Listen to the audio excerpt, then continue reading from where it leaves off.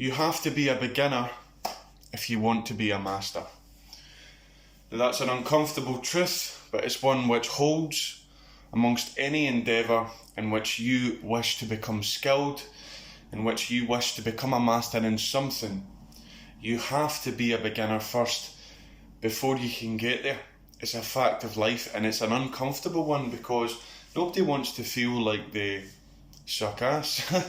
When you start something you've never done before, your brain has no idea what's going on. There's no neural connections, there's no framework inside your brain by which it can feel comfortable, by which it can really understand what it's doing. You have to drill that into your mind by repetition, and over time, through practice and through developing your understanding of the field, it becomes more natural and you develop intuition. And when you develop intuition, that's when the process really starts to speed up. But in the beginning, you have to be willing to be quite bad, and that's okay. You know, it is what it is.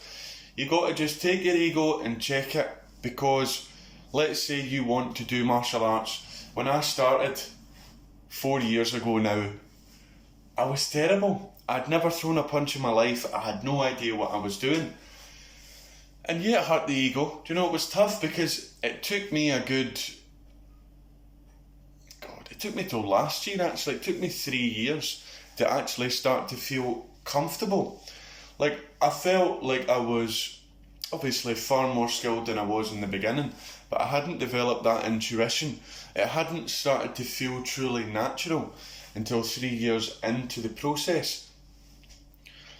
But that's just a fact of life. It's 3 years of work that I had to get through to be where I am today.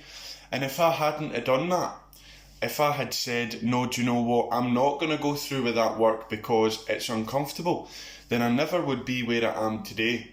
I'd be standing here today with no skills, absolutely none. And that's the way you need to think of it.